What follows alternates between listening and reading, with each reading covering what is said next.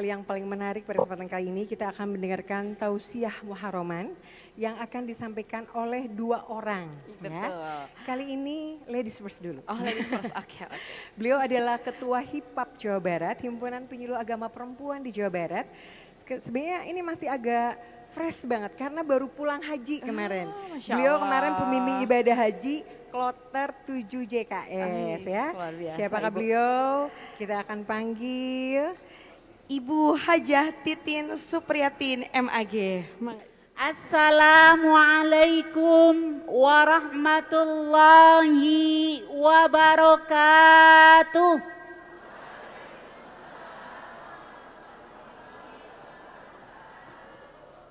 Alhamdulillah. Alhamdulillahilladzi an'amana ni'aman mawfurah. Wassalatu wassalamu ala rasulillah alladzi la nabiyya ba'dah, amma ba'd.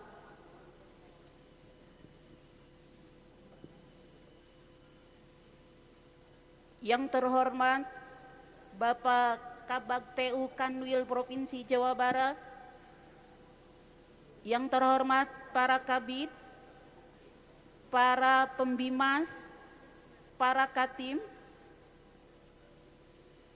yang terhormat Kasubag PU dan Kasi, Kepala KUA, Kepala Madrasah, Pengawas, Penghulu, dan Penyuluh ASN, serta Ormit di lingkungan Kementerian Agama Kota Bandung. Mohon maaf, ada yang tertinggal tidak? Katanya Pak Kanwil, tadi sudah izin live gitu katanya ya. Hadirin yang berbahagia, puji dan syukur kita panjatkan kehadirat Allah Subhanahu wa taala bahwa pada hari ini kita semua bisa berkumpul dalam rangka memperingati Tahun Baru Hijriah 1447. Betul? Betul tidak? Betul tidak 1447? Betul, karena kemarin saya sempat buka ada yang salah itu nulisnya 1457 begitu. Ada yang salah ya, kita ketika buka gitu ya. Bapak Ibu, alhamdulillah dengan perkenan Allah kita bisa kumpul di tempat yang penuh berkah ini. Mudah-mudahan langkah kita dari rumah ini menambah dan bertambahnya keimanan kita kepada Allah Subhanahu wa ta'ala. Salawat serta salam semoga senantiasa tercurah kepada junjungan kita Nabi besar Muhammad sallallahu alaihi wasallam. Bapak dan Ibu, saya mendapat kabar dari Kasi, Bu Titin siap tuh, siap naon, siap ngisi. Insya Allah tak aya diperintah kudu nungguan mah, teu aya istilah teu siap, kudu we siap. Leres? Leres. Siap tidak siap, kedah siap. Temana naon Pak Kasi? Temana damai bersama manusia dan alam. Mikir tah urang teh. Minta masukan Pak Kasi, aya masukan materi sok kumaha Bu Titin patonah we katanya gitu. Bahasana gitu. Nyebutnya patonah we, doa mudah-mudahan abdi menjadi orang yang cerdas begitu ya. Kasaha we patonah eta mah nyebatna. Duka mantan patonah namina. Kasaha we nyebutna patonah gitu ya. Tapi mudah-mudahan jadi doa semoga kita terutama para penyuluh, para ASN menjadi orang-orang yang betul-betul cerdas. Ya, cerdas membaca isyarat-isyarat Allah sehingga kita menjadi orang yang bertakwa kepada Allah Subhanahu wa ta'ala. Saya mikir damai milari di kamus teh naon? Damai bermakna tenang. Damai punya arti tidak ada peperangan. Damai berarti taat pada pelaturan. Tak ieu we nu dicanda ku abdi, taat pada pelaturan. Nu disebat damai adalah taat pada pelaturan. Kalau kita umat Islam berarti taat kepada aturan dan perintah Allah Subhanahu wa ta'ala. Kemudian saya cari lagi ari manusia. Manusia teh saha? Hah? Manusia adalah salah satu makhluk Allah yang diberi kemuliaan berupa akal dan pikiran. Kemudian alam, alam banyak banget. Hanya yang saya tahu bahwa adanya alam itu ada yang berupa air, berupa pegunungan, berupa tumbuh-tumbuhan. Tapi ternyata bahwa alam adalah fasilitas yang Allah berikan sebelum manusia ada. Jadi dunia ini sudah ada sebelum manusia diciptakan. Betapa bagusnya Allah sudah memfasilitasi umat manusia dengan fasilitas yang begitu baik sebelum kita diciptakan. Tapi ada satu pertanyaan. Sebelum Allah menciptakan alam, siapakah? Allah menciptakan siapakah? Ada yang tahukah? Ada yang tahu? Allah menciptakan alam terlebih dahulu sebelum diciptakannya manusia. Pertanyaan saya, Allah menciptakan siapa sebelum alam? Hah? Ada yang bilang bahwa Allah menciptakan peti perak sebelum menciptakan alam. Betul. Betul ya? Tahu nggak alam? Yang nyanyi Mbah Dukun gitu kan? Ya itu alam namanya. Makanya karena kakaknya peti perak, maka Allah menciptakan alam sebelum maka Allah menciptakan peti perak sebelum alam gitu. Paham? Paham tuh paham, kudu paham gitu nya. Nah, dikaitkan ku saya kumaha ieu cara ceramah judul nukil damai bersama manusia dan alam, sehingga saya punya kesimpulan terlebih dahulu, mudah-mudahan paham walaupun ceramahnya pendek. Nah aku naon nu dimaksud damai bersama manusia dan alam, saya mempunyai pemahaman bahwa ketika manusia mentaati peraturan Allah kemudian menanamkan nilai-nilai agama dalam kehidupan sehari-hari, maka terjadilah keharmonisan. Artinya apa yang kita berbuat oleh diri kita akan kembali kepada diri kita masing-masing. Paham? Ari tos paham nya atos we. Dan nerangkeun judul ya mah atasnya. Nah, tetapi akan saya ambil satu bahwa ada alam yang namanya air. Halo? Naon namina? Air. Jadi judul besar saya akan membahas tentang air.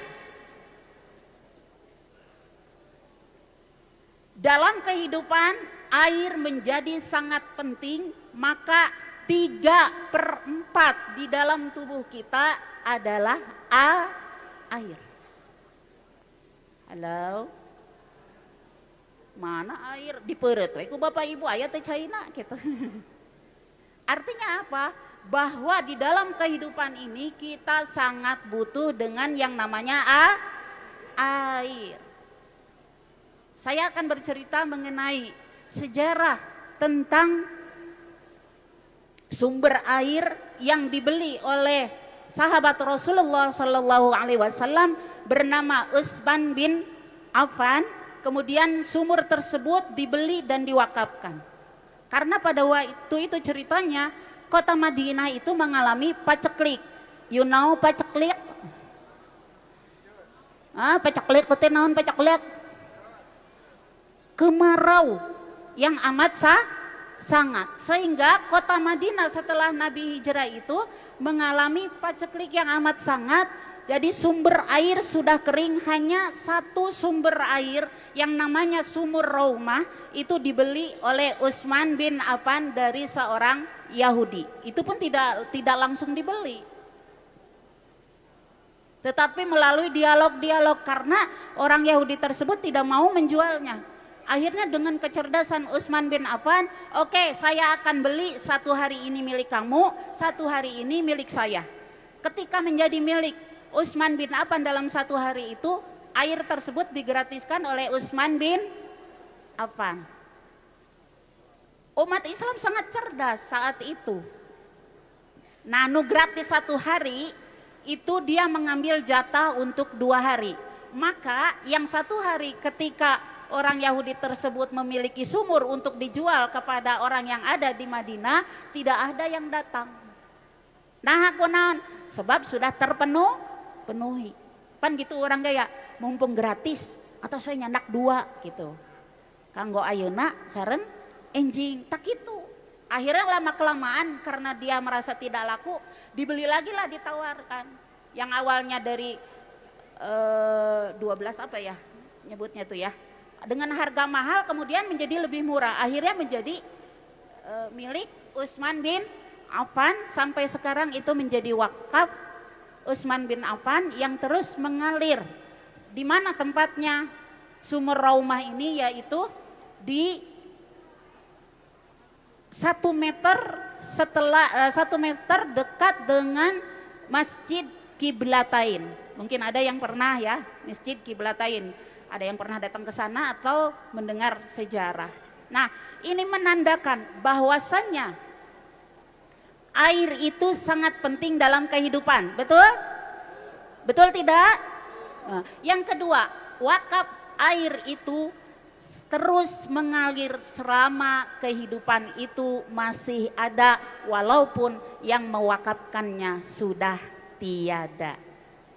Halo, badai wakaf air, itu wakaf air sumber nawe, sumur dibeli wakafkan, insya Allah akan mengalir.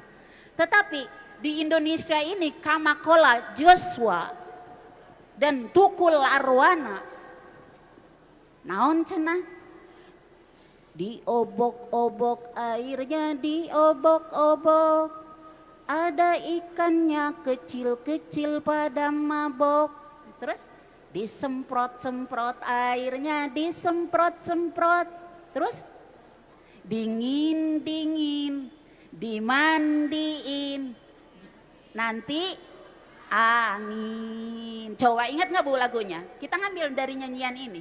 1, 2, 3. Airnya diobok-obok,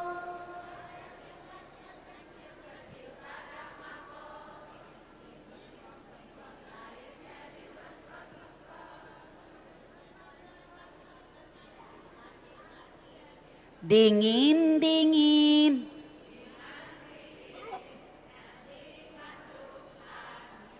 cing saha nu rumaos penyuluh kapayun sorang weh. Saha penyuluh bebas? Bebas. Saha? Bu Saria mah bade penyuluh bade kapayun.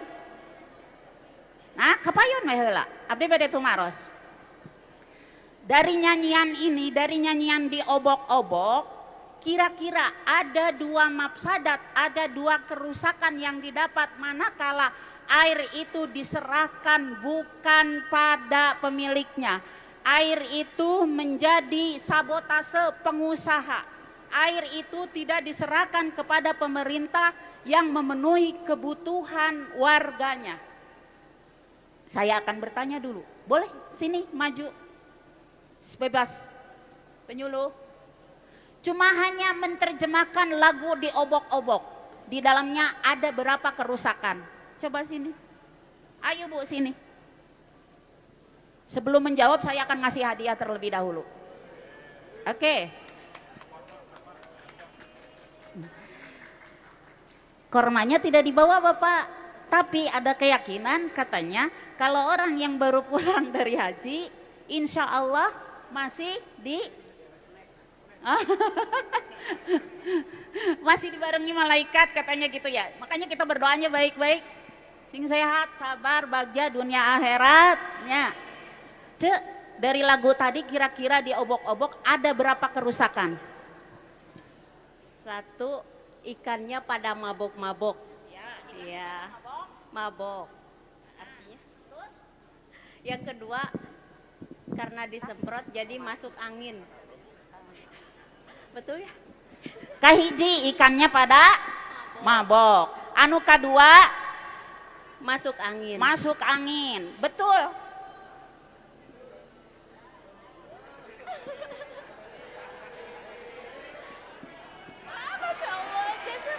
Saya maju. Maju karena sudah diniatkan sedekah. Ya, terima kasih. Hatur nuhun. Penyuluh mana? Gede bage bade. Oh, gede banget. Nuhun. Ya, amin, amin. Ada dua kerusakan dalam makna ini. Air itu ketika disabotase oleh satu pengusaha, maka bisa jadi satu orang akan kaya raya, tapi yang lainnya akan menderita. Contoh, di ujung Berung adalah sumber air sangat banyak sekali. Tapi satu pertanyaan, air diambil dari atas dijual ke bawah. Dijual ke Pasar Kidul, daerah Pasar Kidul ke bawah. Yang di atasnya nggak punya air. Betul nggak? Orang ujung Berung? Betul tuh. Padahal dia kaya dengan air, tetapi kenapa tidak punya air? Malah yang punya air orang di bawah. Ini adanya sabotase. Ikan kecilnya pada mabok, artinya anu kecil nu teu boga duit ripuh, nu boga duit seueur. Naon? Ya, itu maksud saya seperti itu. Yang selanjutnya, kalau memang air ini menjadi sabotase orang tertentu, tidak diambil alih oleh pemerintah, punten akan menjadi penyakit. Tetangga sesama tetangga akan ribut gara-gara air. Betul tidak? Betul tidak? Bahkan saya mendengar, hati-hati, jangan sampai ini terjadi kerusakan di muka bumi gara-gara tidak ada air. Halo? Bapak, upami aya maksad kanu janten istri kinten-kinten isyaratna kumaha? Cai serbat ente. Aya nu kicep-kicep ting ting ting ting ting ting ting. Ya, aya nu kitu, aya nu dehem. Eta mah pakasinya. Aya nu kitu dehem. Macam-macam isyarat dari seorang suami, ternyata seorang istri cuek saja, tidak mau melayani. Nah aku lawan bung, nah aku naon, cai. Kenapa? Besoknya dia takut karena tidak bisa mandi besar, tidak ada air, ditambah jam kerja yang harus cepet-cepet kok mau upacara. Gara-gara air. Nyahapunten we, upami aya nu kakantun upacara eta dalam rangka tidak ada dan melayani suami. Nah, selanjutnya walaupun Bapak dan Ibu mengerti bagaimana fungsi air, apa fungsi air, tapi setidaknya kita menguatkan, berhijrah supaya hidup kita dengan ilmu lebih terarah, kemudian menjadi lebih baik. Naon fungsi air? Fungsi air untuk kelangsungan kehidupan kita bersama. Buktinya apa? Dalam surah Al-Anbiya ayat 30 dikatakan, berbunyi seperti ini. A'udzubillahi minasyaitonirrajim. Bismillahirrahmanirrahim. Awalam yaralladzina kafaru annas samawati wal arda kanata ratqan fafataknahuma waja'alna minal ma'i kulla shay'in hayyin afala yu'minun. Nah, surah Al-Anbiya ayat 30. Apakah kamu, hai orang-orang kafir, kamu tidak berpikir, tidak melihat, bahkan dikatakan dalam tafsir Al-Wajid dikatakan, apakah kamu tidak punya pikiran yang jernih? Ngadeleh ente, nengok ente, ngerti ente, bahwa Allah telah menciptakan langit, kemudian bumi yang awalnya satu, kemudian terjadilah perpecahan, ya, atau pengembangan gitu ya. Kemudian Allah mengeluarkan air dan menghidupkan segala sesuatunya. Apakah kamu tidak beriman? Kata Allah seperti itu. Nah, ini sejalan juga sama seperti yang dikatakan oleh teori Big Bang. Apa teori Big Bang? Peledakan besar-besar. Ya, besar-besaran. Jadi awalnya dunia ini terjadi, awalnya dunia ini adalah satu kesatuan. Kemudian karena banyaknya benda-benda, karena beratnya beban yang ada di benda tersebut, maka pecahlah. Maka pecahan tersebut terjadi seperti bumi, kemudian langit, bumi dan langit dibatasi oleh udara. Seperti itu. Masihkah kita tidak percaya bahwa kemudian di bumi itu ada yang namanya lautan. Lautan itu adalah sumber air, menjadi sumber kehidupan. Kemudian kalau kehidupan manusia bersumber kepada sperma yang bertemu dengan opung, sanes opung. Sperma bertemu dengan opung, sanes opung. Bertemu dengan apem sana. Sperma bertemu dengan apem. Sperma bertemu dengan opung, ya. Itu kehidupan manusia. Ya. Jadi itu bukti bahwa air menjadi sumber kehidupan semuanya kita lakukan dengan air kok. Apa yang di dalam tubuh kita juga tergantung air. Otak kita berjalan karena oksigen, adanya air. Kemudian ginjal kita juga sama. Kemudian darah kita akan mengalir dengan air. Semua apa yang tidak berjalan dengan air di muka bumi ini, semuanya dengan air. Saya bertanya, orang-orang di sini kalau tidak ada air dikasih air tidak? Dikasih air tidak? Dikasih air tidak?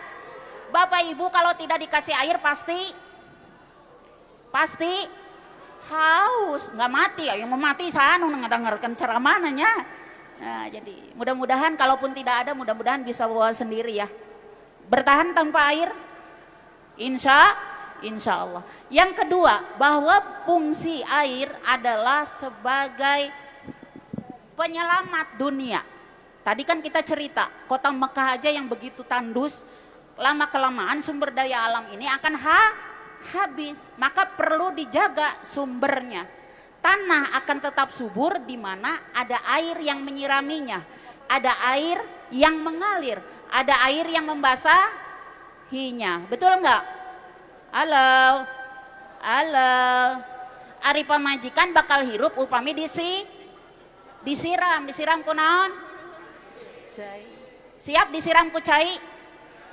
Siap disiram ku cai? Cai naon cenah? Cai naon ya? Cai.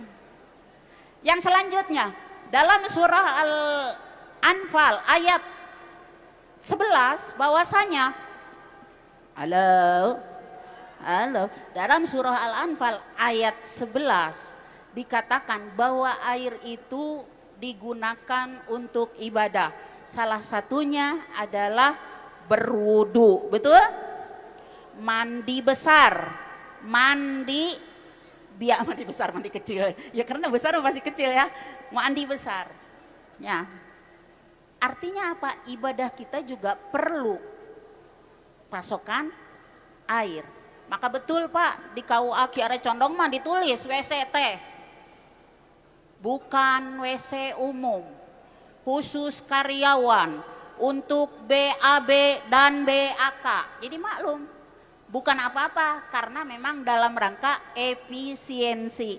Maklum, daerahnya teh daerah preman. Cicau mah preman gitu. Jadi kalau ngomong harus tidak bisa bahasa sindiran. Jadi harus jelas. Bukan WC umum, khusus karyawan. Air hanya digunakan untuk wudu, untuk BAB dan BAK. Jadi bahasanya harus seperti itu dalam rangka efisiensi. Yang selanjutnya, air itu menandakan keindahan, simbol ketenangan, simbol kebahagiaan. Percaya enggak? Halo? Katanya Tuhan menciptakan tanah Pasundan ketika Tuhan tersenyum. Halo? Matakna orang-orang Pasundan garelis karasep, betul? Betul, gareuli sareng kalasep. Anu geulis sareng anu kasep teu manteu we. Tapi saya justru kenapa kelihatan cantik, kelihatan karasep karena sumber air daerah pegunungan lah yang membuat tata bahasa, bentuk rupa, bentuk wajah yang membuat menjadi campernik. Ditambah kadar air, kandungan air karena daerah pegunungan membuat seseorang yang ada di Bandung atau di sekitarnya menjadi cantik campernik, kasep gumasep, ya karena apa? Karena ada kandungan Recording air. stopped. Sok ketinggal ngagulawing, tapi tidak setiap daerah yang banyak airnya jadi glowing. Contoh Rancamanyar. Daerah Rancamanyar aya nu teu Rancamanyar kan banjir wae. Oh Pahalim cenah. Kan banjir wae daerah Rancamanyar mah nya. Lain ngagulawing. Jadi ngagulawing lain glowing. Nah kunaon da banjir wae, boro-boro dangdan.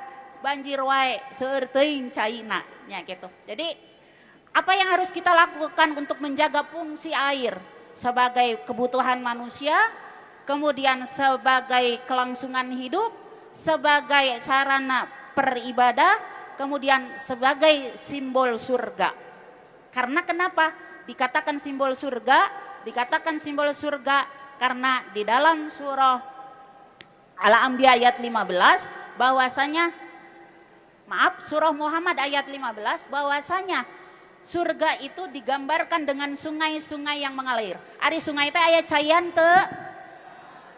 Maka ini adalah simbol kebahagiaan. Jadi orang yang bahagia biasanya hidupnya terpenuhi oleh air.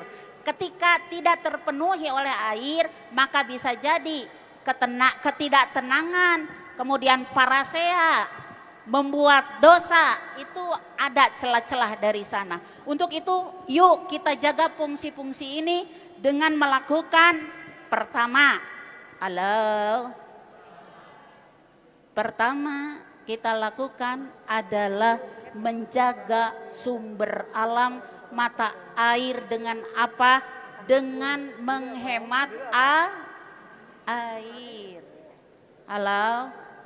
Betul nggak kalau Islam mengajarkan gunakan air seperlunya?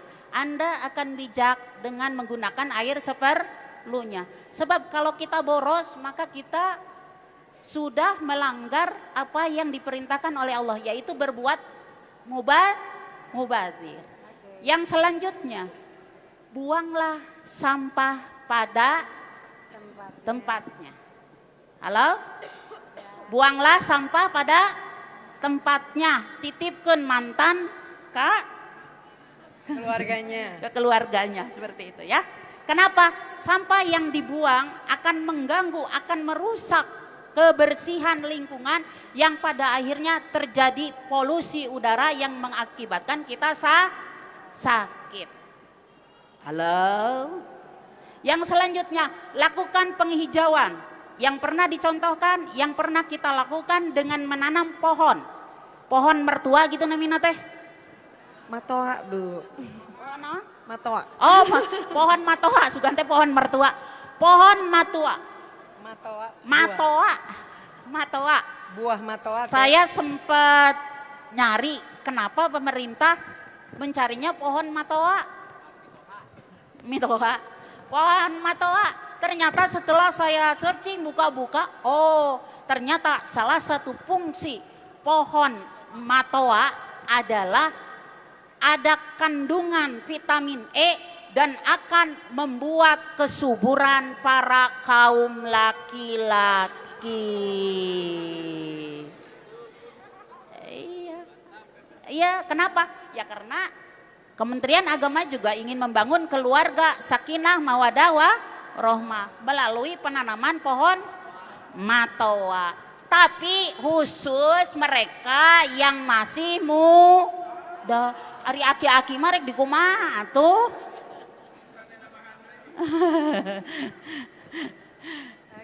Ari kenyataannya kahayang kuda tenaga kuya bentar bisa. Laras. Nah, jadi diperuntukkan bagi mereka yang masih muda. Upami tos lanjut usia sanes nanaon, bilih tekiat akhirnya jantung seperti itu. Oke, terima kasih ya. Siap. Nah, mudah-mudahan hidup kita diberkahi oleh Allah melalui air-air yang membawa keberkahan. Mohon maaf saya Titin Supriyatin bila terdapat kesalahan, kekurangan, karena kenapa? Insya Allah ini menjadi amal buat saya juga Pak Kasih yang memberikan kesempatan, dan mudah-mudahan kita ketemu lagi dalam kesempatan Amin. dan episode serta gelombang yang sama. Assalamualaikum warahmatullahi Waalaikumsalam wabarakatuh.